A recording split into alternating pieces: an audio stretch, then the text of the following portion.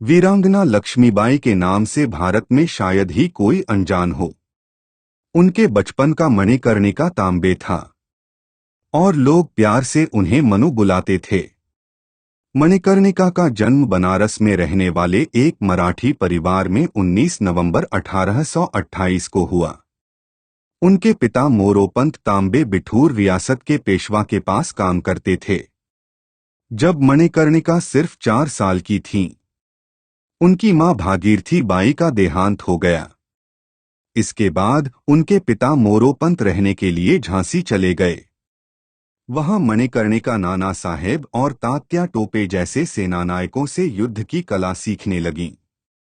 1842 में जब मणिकर्णिका सिर्फ 12 साल की थीं, तो उनका विवाह झांसी के राजा गंगाधर राव नेवलकर के साथ कर दिया गया था। इसके बाद उन्हें लक्ष्मीबाई के रूप में जाना जाने लगा। कुछ वर्षों के बाद उन्होंने एक बेटे को जन्म दिया, जिसे राजकुंवर दामोदर राव नाम दिया गया था। लेकिन 4 महीने की आयु में ही उनके संतान की मौत हो गई। राजा गंगाधर राव नेवलकर इस दुख को सह नहीं पाए और उनकी तबीयत दिनोंदिन बिगड़ने लगी। उन्होंने 1853 में अपने एक दूर के रिश्तेदार के बेटे को गोद लिया। उनके दत्तक पुत्र का नाम आनंदराव था, लेकिन अपने बेटे की याद में वे उसे दामोदर राव ही कहते थे। लेकिन 21 नवंबर 1853 को गंगाधर राव की मौत हो गई।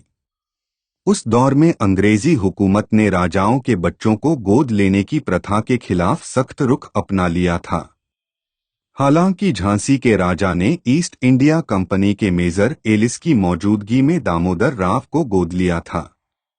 इसके सारे कागजात गवर्नर जनरल लॉर्ड डलहौजी तक पहुंचाए गए। वसीयत के मुताबिक दामोदर राव के बड़े होने के बाद वह झांसी के राजा होते।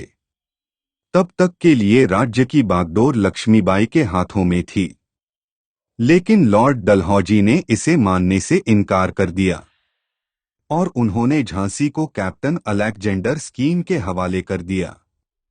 इससे चिंतित होकर लक्ष्मीबाई ने दिसंबर 1853 में मेजर एलिस के जरिए वरिष्ठ अंग्रेज अधिकारी जॉन मैलकॉम को चिट्ठी लिखी, लेकिन उन्होंने इसे आगे नहीं बढ़ने दिया।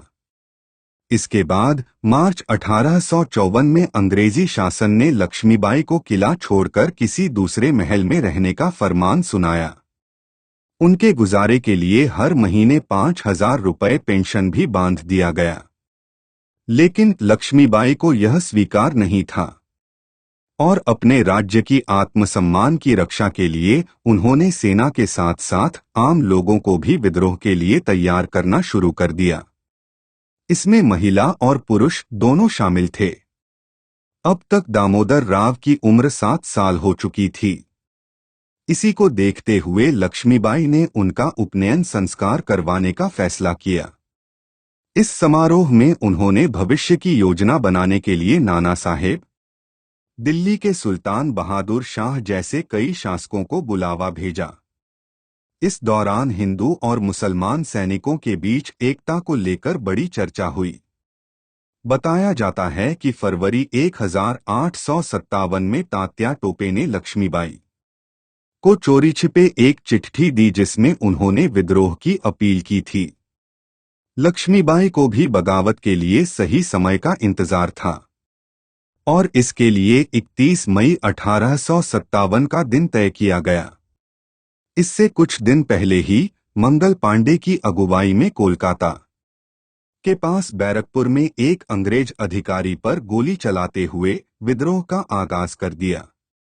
इस तरह तय समय से पहले ही अंग्रेजों के खिलाफ बगावत शुरू हो गई। बागी जब लक्ष्मीबाई के पास मदद मांगने के लिए पहुंचे, तो उन्होंने 3 लाख रुपए की मदद की।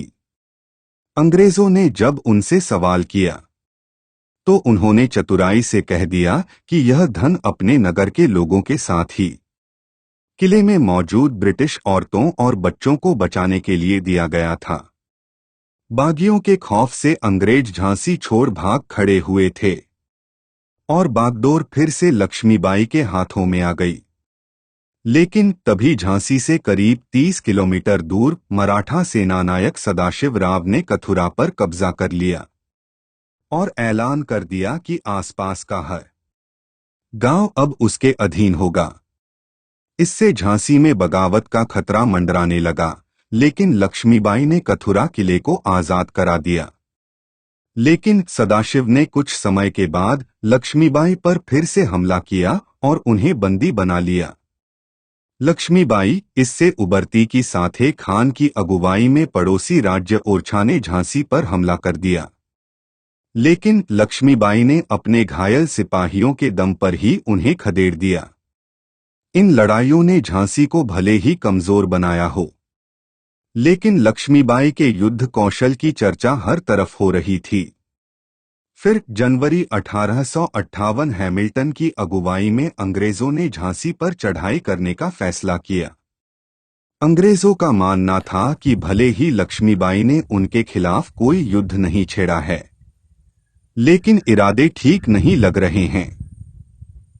उन्होंने अपने हथियारों को तैयार कर लिया है और अपने किले में कुछ विद्रोहियों को भी शरण दी है।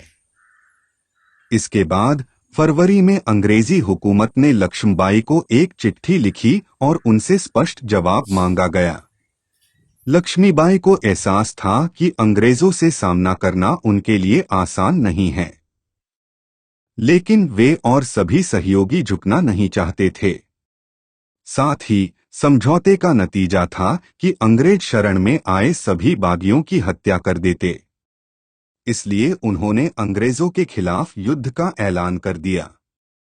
इसके बावजूद अंग्रेजों ने लक्ष्मीबाई को आत्मसमर्पण करने का एक और मौका दिया, लेकिन लक्ष्मीबाई को यह मंजूर नहीं था और उन्होंने इसे भी ठुकरा दिया। आखिर मार्च 1858 में अंग्रेजों ने झांसी पर धावा बोल दिया। कुछ ही दिनों में उन्होंने किले को भेद दिया। तभी लक्ष्मीबाई को तात्या टोपे का साथ मिला और वह अपने 20,000 से अधिक सैनिकों के साथ झांसी पहुंच गए। वे अंग्रेजों को कुछ दिनों तक रोकने में सफल हुए, लेकिन अंग्रेजों ने झांसी में प्रवेश कर ही लिया। अपनी लड़ाई को कमजोर होता देख लक्ष्मीबाई को झांसी की अंतिम उम्मीद दामोदर राव की चिंता सताने लगी और उन्होंने दामोदर को अपनी पीठ पर बांधा और एक छोटी सी सेना के साथ कालपी की ओर रवाना हो गईं, जहां उन्होंने नाना साहेब पेशवा, राव साहब और तात्या टोपे जैसे बागियों से मुलाकात की। वह 30 मई को ग्वालियर के राजा जयाजीराव सिंधिया के पास पहुंची। वैसे तो जयाजीराव अंग्रेजों के पक्षकार थे, लेकिन इस बार उनकी सेना ने लक्ष्मीबाई का साथ दिया। यह बात जब अंग्रेजों को पता चली तो वे ग्वालियर पहुंच गए, लेकिन लक्ष्मीबाई ने हथियार नहीं डाला और अंग्रेजों ने 17 जून 1858 को उनकी हत्या कर दी। कहा जाता है कि युद्ध के दौरान एक अंग्रेज सैनिक को वह देख नहीं पाई थी और उसने उनके सीने पर हमला कर दिया। उन्होंने सैनिक पर जवाबी हमला भी किया। लक्ष्मीबाई का खून तेजी से निकल रहा था। घोड़े पर दौड़ते दौड़ते उनके सामने एक छोटा सा नाला आ गया। लक्ष्मीबाई को लगा कि घोड़ा एक छलांग में इसे पार कर लेगा और उन्हें कोई पकड़ नहीं पाएगा, लेकिन घोड़ा एक कदम भी आगे नहीं बढ़ा और तभी उनके कमर की बाईं ओर एक गोली लगी और उनकी तलवार छूटकर नीचे गिर गई। वह अपने हाथ से खून को दबाने की कोशिश कर रही थीं, लेकिन एक अंग्रेज सैनिक अब तक उनके पास पहुंच चुका था और उसने लक्ष्मीबाई के सिर पर तलवार से वार किया। इस हमले से वह घोड़े से नीचे गिर गईं। तभी उनके एक सैनिक ने उन्हें कंधे पर उठाया और पास के एक मंदिर ले गया। लक्ष्मीबाई की स्थिति तेजी से बिगड़ रही थी। इसी बीच उन्होंने साथी सैनिक से कहा, मेरा शरीर अंग्रेजों को नहीं मिलना चाहिए। यह कहते ही वह हमेशा के लिए खामोश हो गईं। इसके बाद उनके बचे कुछ सैनिकों ने लकड़ियां जमा की और उनके मृत शरीर को तुरंत आग लगा दी। इस दौरान उनके बेटे दामोदर राव की जान सुरक्षित थी। बताया जाता है कि दामोदर ने 2 वर्षों के बाद अंग्रेजी हुकूमत के सामने आत्मसमर्पण कर दिया और उन्हें गुजारे के लिए पेंशन मिलने लगी। लेकिन अपनी मौत के वक्त वह काफी गरीबी में गुजर बसर कर रहे थे।